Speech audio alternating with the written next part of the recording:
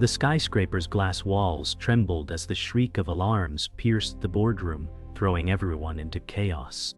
Jonathan Hale, the CEO, stood frozen, his eyes narrowing as screens flickered with breaking news alerts. "What the hell just happened?" he muttered, his voice cutting through the panic. His closest executives, once loyal shadows, whispered among themselves, their faces paling as the revelation spread. A rival had launched a hostile takeover, and whispers of betrayal within his own circle rattled the room. Jonathan's chest tightened, not from fear, but from rage boiling beneath his skin. He clenched the table edge, knuckles whitening as phones buzzed like wasps. Margaret, the CFO, leaned close, her lips quivering. "It's everywhere, Jonathan. Media, investors, they already know." He turned sharply, his glare silencing her, but inside he wondered who sold him out. The chaos swirled around him, yet he felt the walls closing in. The empire he built was fracturing in real time. For the first time, he felt alone, hunted, and utterly exposed. The boardroom's silence was broken only by the shrill tone of a dozen phones buzzing. Jonathan stood still, watching the trust in his people dissolve like fog under heat. "You think I didn't prepare for this?" he barked, though doubt laced his tone. Margaret looked away, her silence louder than any denial. Across the table, Richard, the COO, leaned back, his smirk barely contained. The betrayal was written on his face. Jonathan's mind raced, searching for the leak, the hidden knife aimed at his back. He felt the power dynamic shifting, every second unraveling years of dominance. His empire wasn't slipping, it was being ripped away by unseen hands. He inhaled sharply, his voice cracking as he said, "I made you, all of you, and now you turn your backs?" No one answered. Their stares cut sharper than any words. Jonathan's pulse thundered as he stepped away from the table, pacing beneath the harsh fluorescent lights. Every eye followed him, measuring his fall. He wanted to roar, to tear the betrayal out of the walls. Instead, he stopped, staring at the digital ticker rolling across the screens, his company's stock crashing in real time. His empire wasn't bleeding, it was gutted. Margaret whispered, almost pleading, "Jonathan, stop fighting, it's over." He turned, eyes blazing. "Over," he growled, "nothing is over until I say it is." The words carried the weight of desperation, but the room heard weakness. Jonathan felt it too, a hollow echo reverberating inside his chest. The rain outside turned heavier, pelting the glass like a relentless drumbeat. Jonathan paused at the window, the city lights fractured into streaks by the downpour. He muttered, almost to himself, "They think I'm finished." Behind him, Richard's voice slid across the room, smug and venomous. "You are finished, Jonathan. The board has already chosen a side." Jonathan turned slowly, his face unreadable, the mask of a man who has lived on war. His silence pressed harder than words, but inside, the cracks deepened. He could feel power slipping, not like water, but like blood draining from an open wound. The alarms ceased, leaving an eerie stillness like silence after a bomb. Jonathan turned to his board, their faces unreadable masks. He could almost hear their thoughts, calculations, betrayals, survival instincts snapping into place. "You think you can cut me out and survive?" he said, his voice steady but low, like thunder distant but inevitable. Margaret shifted uneasily, while Richard allowed himself a small, victorious grin. Jonathan's stare burned into each of them, daring them to look away. His empire was slipping, but he would not surrender. Not yet. He vowed silently, if they wanted his crown, they would have to rip it from his hands. The storm outside mirrored the turmoil within the company's walls, relentless and unyielding. Jonathan paced the dim hall outside the boardroom, each step echoing like the march of defeat. He whispered to himself, "They won't take this from me." The words trembled with defiance, but lacked the certainty they once held. Margaret trailed silently, her tablet glowing with investor messages demanding answers. The company's value was plummeting. Vultures circled above. Richard's smug grin in the meeting replayed in Jonathan's mind, a ghost taunting him at every turn. He felt the empire slipping, not through incompetence, but betrayal. His chest heaved as he clenched his fists, ready to strike back at the unseen hand. "Every empire falls," Margaret murmured softly, not meeting his eyes. Jonathan froze, turning slowly, his voice cutting like a blade. "Not mine, not yet." His words masked desperation with steel, but the cracks were undeniable. The corridor doors swung open to reveal Richard standing tall, arms folded, his smirk sharpened by arrogance. "You should have stepped aside gracefully, Jonathan," he said, his voice dripping with false civility. Jonathan's jaw tightened as he stepped forward, closing the distance. "Grace," he spat, "is for men who have already lost." The tension between them thickened, air charged like a drawn blade. Margaret lingered behind, her eyes darting between the two titans, locked in silent war. Richard leaned closer, lowering his voice to a venomous whisper. "The board's already chosen, and soon, so will the world." Jonathan's nostrils flared, his breath heavy, but he forced a thin smile, masking the inferno within. "You'll regret underestimating me," he said. Richard only chuckled, the sound cold, as if victory was already in his hands. Jonathan turned sharply, refusing to let Richard see the wound beneath his armor. Jonathan retreated to his office, shutting the door with a force that rattled the walls. His sanctuary felt foreign, the leather chairs and polished wood now suffocating.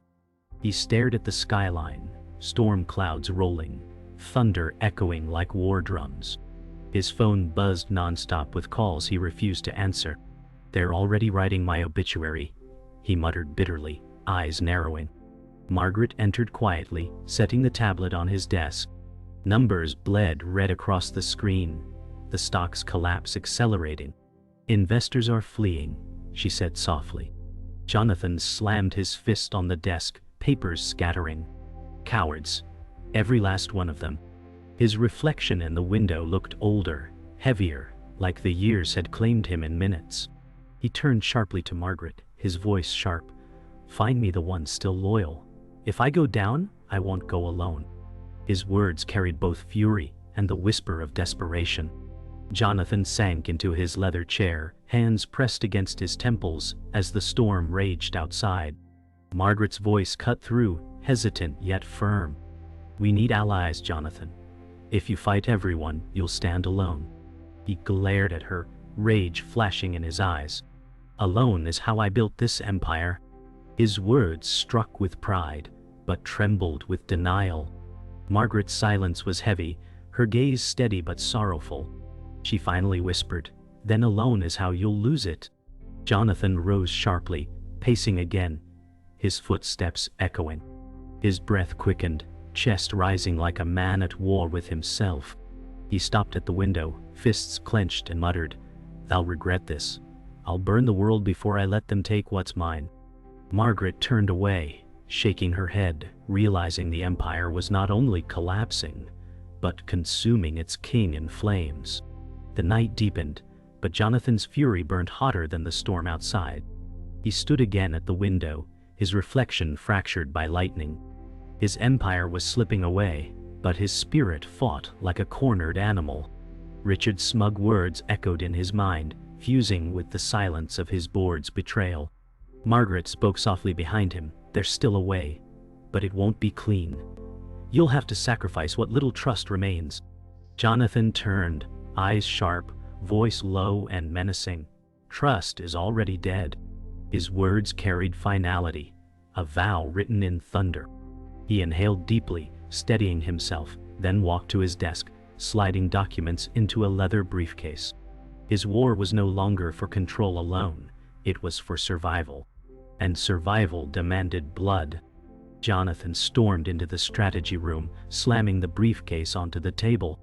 His eyes burned as executives shifted uncomfortably in their seats. "Who betrayed me?" he demanded, voice sharp as a blade. Silence thickened the air, broken only by the hum of fluorescent lights. Margaret stood by the door, her expression guarded, her silence heavy. Richard leaned back, hands folded, his smirk taunting. Jonathan's voice thundered again, This company bleeds because one of you sold us out. A junior executive fumbled with papers, avoiding eye contact. The silence was confession enough. Jonathan slammed his fist, making pens and cups rattle. You think I won't find out? His eyes scanned every face, searching for cracks, but all he saw was fear mixed with disdain. The walls felt tighter, the circle of trust shrinking to nothing. For the first time, Jonathan realized the betrayal wasn't a rumor. It was already a poison spreading fast. Jonathan's phone buzzed violently on the table, and he glanced at the screen. Another leaked report flooding the media. His pulse spiked as he realized the timing was deliberate. Someone in this room is feeding them, he growled. Margaret finally spoke, her voice low. We need to cut the cancer out, or it will consume everything.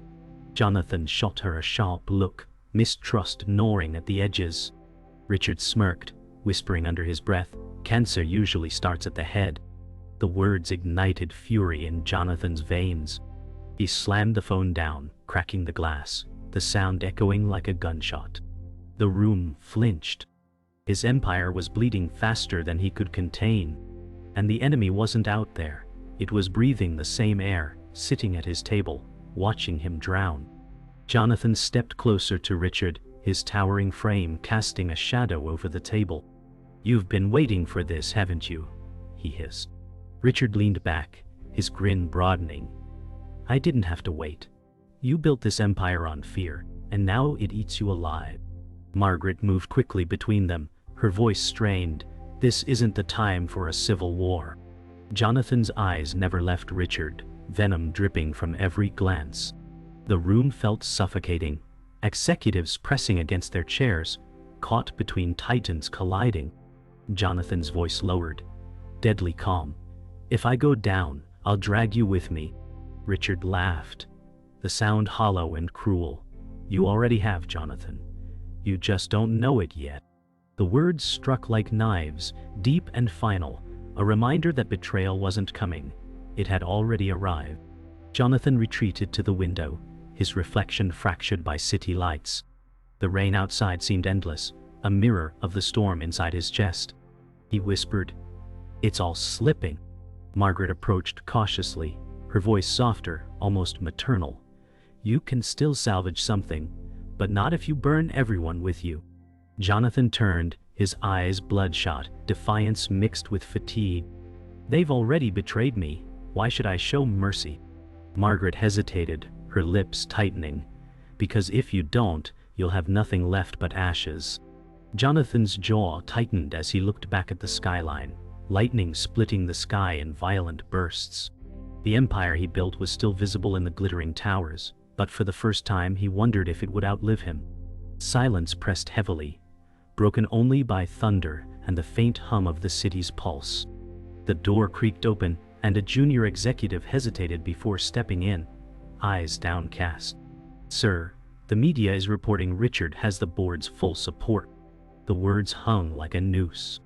Jonathan felt his chest tighten, rage boiling beneath the surface. He turned slowly, each movement deliberate, voice calm but trembling with fury. "So it begins." Margaret's hand brushed the edge of the desk, her face pale, knowing the war had officially started. Jonathan gathered the scattered documents, sliding them into the briefcase with precision, every movement sharp as a blade being prepared. He whispered to himself, "They think I'm beaten, but I've fought bigger wars."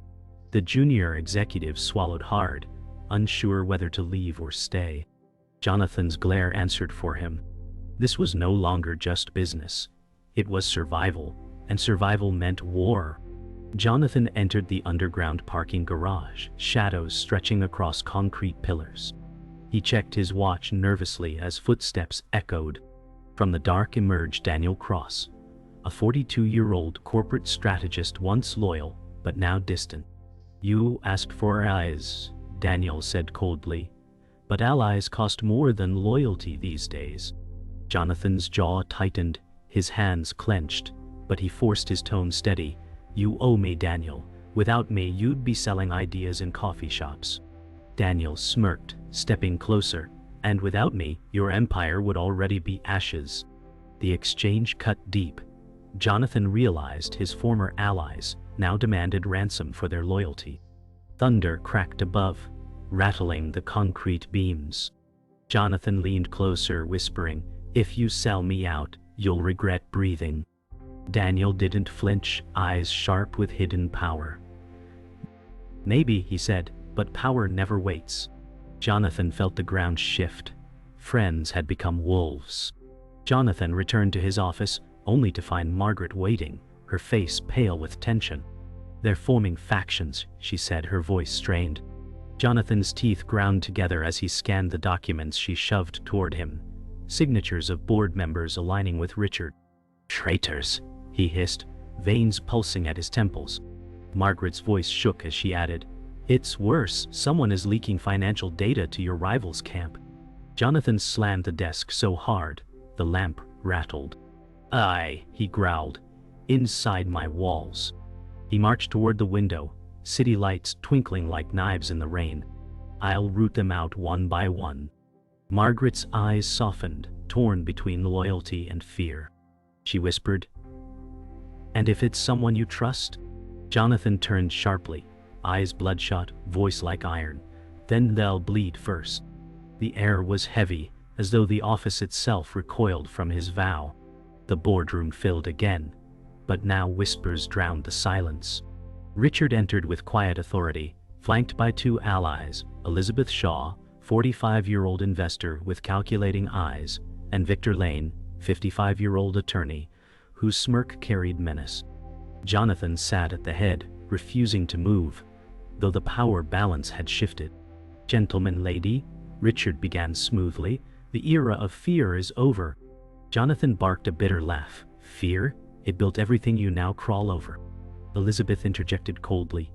"Fear doesn't sustain empires. Trust does, and you've run out of it." Jonathan's hand curled into a fist on the table, but he masked his fury with a thin smile. "You're vultures dressed as saviors," he said, eyes darting between them. Victor leaned forward, his tone venomous. "Then consider us the undertakers." The tension was suffocating. Jonathan realized the coup wasn't brewing. It was already orchestrated. Jonathan summoned a late-night meeting with Margaret, urgency burning through exhaustion. He spread surveillance reports across the table. "Someone in my circle is leaking everything," he said through clenched teeth. Margaret studied the files, her brows knitting. "It isn't Richard, it's too precise. This is someone closer."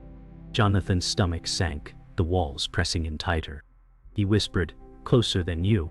Margaret flinched, offended, but didn't answer immediately. Her silence cut deeper than words. He slammed his palm against the table, startling her. "Don't you dare hesitate now." She shot back sharply. "Then trust me, Jonathan, because if you don't, you'll drown in paranoia." The air between them was razor thin, loyalty and suspicion clashing in silence. Outside, lightning split the sky, illuminating both their faces, two allies bound by necessity, yet one step away from turning. At midnight, Jonathan stood in the darkened boardroom, alone, staring at rows of empty chairs. His voice broke into a whisper. This is what betrayal looks like. The empire he had commanded was now an echo chamber of silence. He recalled building it brick by brick, sacrifice by sacrifice, only to see it crumble from within. His reflection in the glass looked like a stranger, older and worn. For the first time, he wondered if Margaret was right, if paranoia had replaced vision. But then Richard's smirk flashed in his memory, and his rage reignited. He slammed his fist on the table, declaring to the empty room, "I will not fall quietly." The storm roared in agreement, thunder rattling the walls. Jonathan stood taller, eyes alight with fury. If war was inevitable, he would meet it head-on, even if it meant walking into fire. The next morning brought no calm, only revelation. Margaret entered Jonathan's office, face pale, hands shaking as she placed documents before him. "It's not just Richard," she whispered. "The leaks came from someone closer." Jonathan's breath caught, eyes narrowing as he scanned the papers. His chest felt like stone. He whispered, "Who?" Margaret's silence was answer enough. His stomach twisted. You? His voice cracked like broken glass. Margaret shook her head fiercely. No, but I know who. She pushed forward a file bearing Daniel's name. Jonathan stared, his pulse thundering. Daniel, he growled, memories flooding of the man he once mentored. Betrayal had a face now, and it was one carved from his own trust. Jonathan's body trembled between rage and disbelief. Margaret's voice was low. He's been playing both sides, waiting for your collapse. Jonathan slammed the file shut, whispering coldly, then he's signed his death warrant. Jonathan confronted Daniel in a private lounge, the city skyline looming behind them.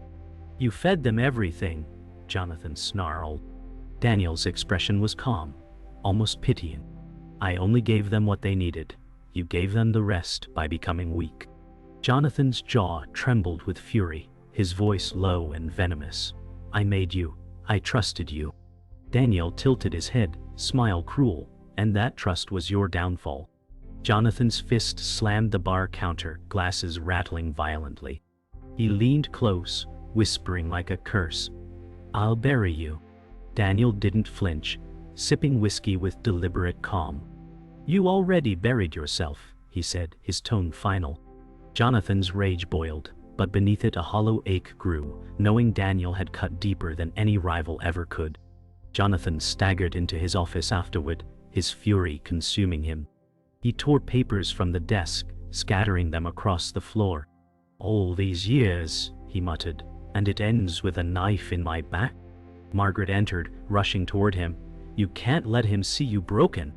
Jonathan spun, his face pale, eyes wild. Broken? No. But betrayed, yes. He grabbed his briefcase, stuffing it with files and contracts, his movements frantic. If Daniel wants war, he'll have it. Margaret's voice trembled. Jonathan, think, this will destroy you. He stopped, breathing hard, then whispered coldly, I'd rather burn than kneel. His words filled the room with the scent of ash, as though his empire had already caught fire. The board convened without Jonathan's approval, Richard presiding like a king claiming a throne. Daniel entered alongside him, sealing the betrayal. Gasps rippled through the executives. Richard announced, the future belongs to stability, not chaos. Jonathan stormed in mid-sentence, his voice booming. Stability bought with treachery isn't stability, it's rot. All eyes locked on him. Richard smirked, Daniel silent, but his presence spoke volumes. Jonathan strode to the head of the table, refusing to yield. You'll have to drag me out, he growled. The board shifted nervously, trapped between fear and calculation. Richard raised a document high. The signatures are here. Your reign is over. Jonathan's fists tightened, his breath heavy. Margaret's eyes welled with tears as she watched the empire crumble. The room itself felt like a tomb, and Jonathan the ghost of a king already buried. The boardroom dissolved into chaos, voices colliding like thunder. Jonathan shouted over them, I built this empire with blood and sacrifice, and none of you will erase me. Richard leaned forward, venom dripping. You already erased yourself, Jonathan. The words cut deeper than steel. Daniel remained calm, his silence colder than betrayal itself. Jonathan slammed both fists on the table, the sound silencing the room. His eyes blazed as he said, If I fall, I'll drag every one of you down with me. For a moment, no one breathed. Margaret rose slowly, her voice breaking. Jonathan, stop, it's over. His chest heaved, veins pulsing, but he only whispered, over when I say it is. His voice was softer than thunder, but heavier than any storm. Silence swallowed the room. Jonathan's empire was gone, but his defiance remained, a final act of fire against the dark. The storm outside raged as Jonathan staggered into the boardroom once more, his face pale but eyes burning with fire. The executives sat in silence, avoiding his gaze, the weight of his downfall pressing on every shoulder. Richard stood tall, speaking with rehearsed confidence. This is the end, Jonathan. The vote is sealed. Jonathan's lips curled into a bitter smirk. Votes don't decide power, will does. Margaret's trembling voice cut through. Please, don't do this. Jonathan ignored her, slamming a folder of confidential files on the table. You want war? Here's every secret you've tried to bury. Gasps filled the room as pages spilled like daggers. Richard's composure cracked for the first time. Jonathan whispered, I built this empire, and I'll burn it before I surrender it. The tension was suffocating. Power and ruin balanced on a knife's edge. Richard lunged forward, gripping the papers, his voice sharp. You think exposing us will save you? It will bury you faster. Jonathan's laugh was hollow, echoing in the room. Bury me? I've lived in graves before. I know how to climb out. Margaret stood, her voice breaking. Jonathan, stop. This isn't survival, it's suicide.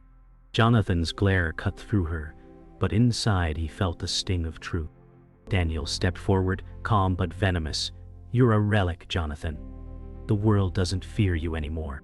Jonathan's chest heaved, rage boiling, but his voice steadied into steel.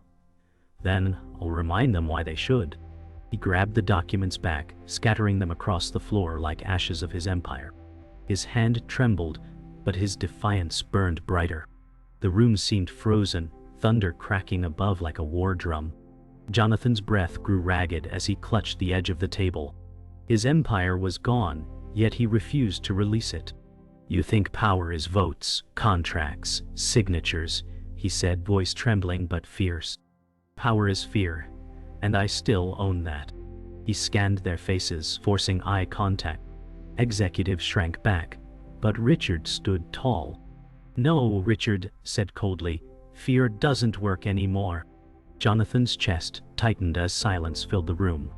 His knees buckled slightly, the weight of exhaustion dragging him down, but he steadied himself.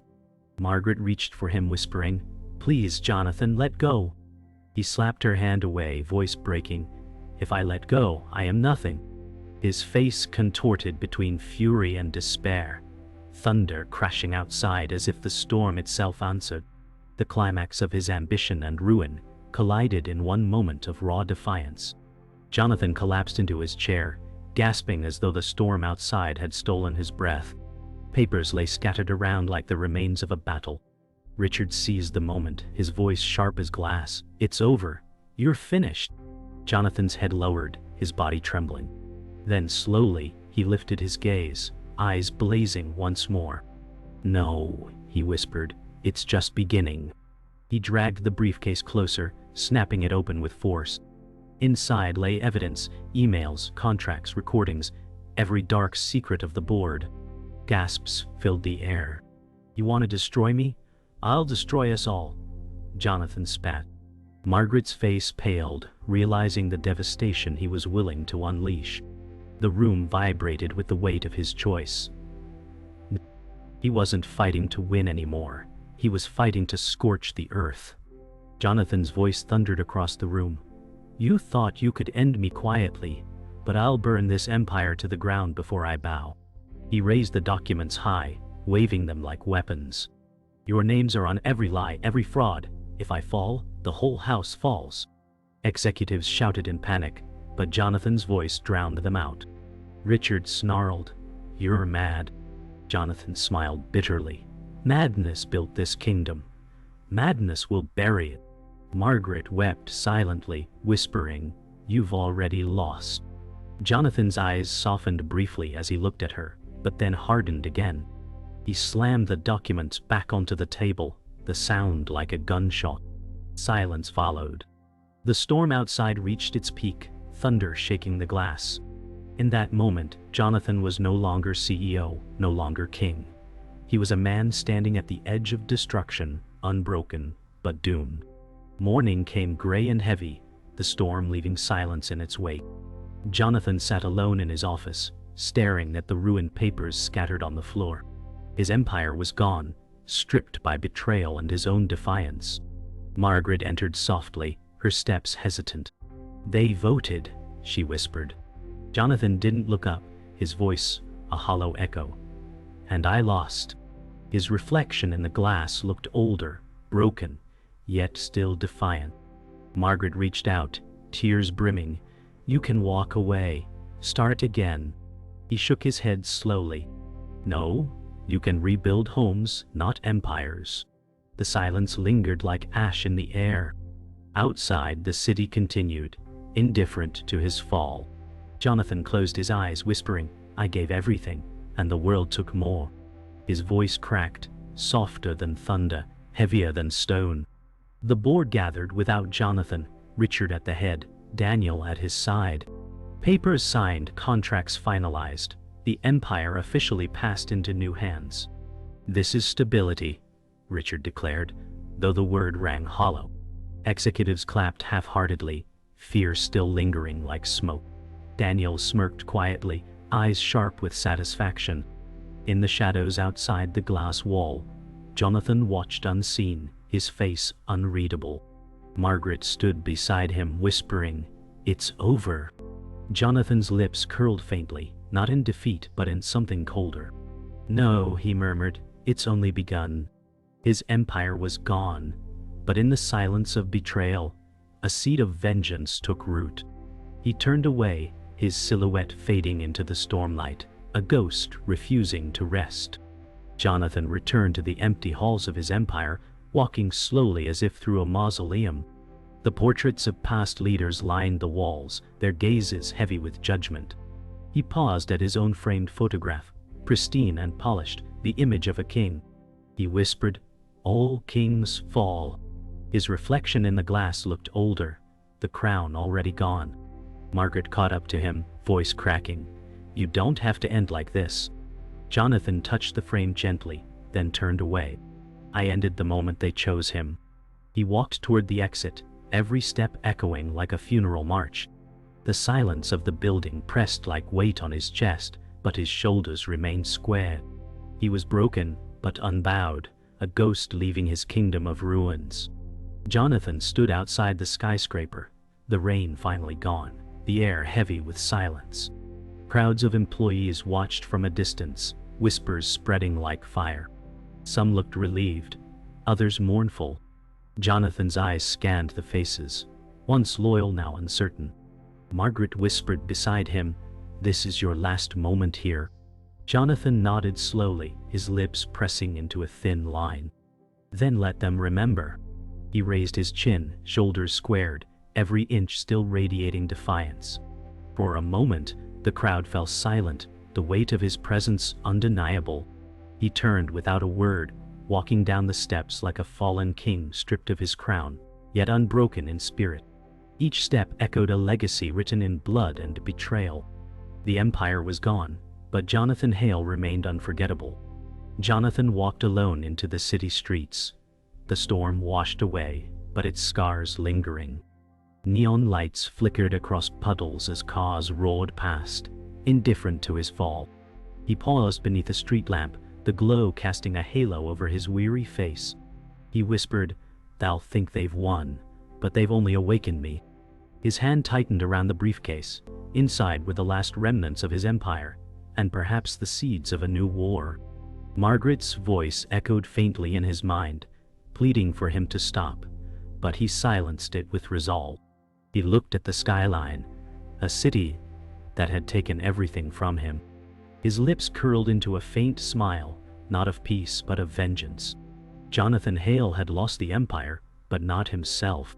The night swallowed him whole, leaving only the promise of a reckoning. Ah,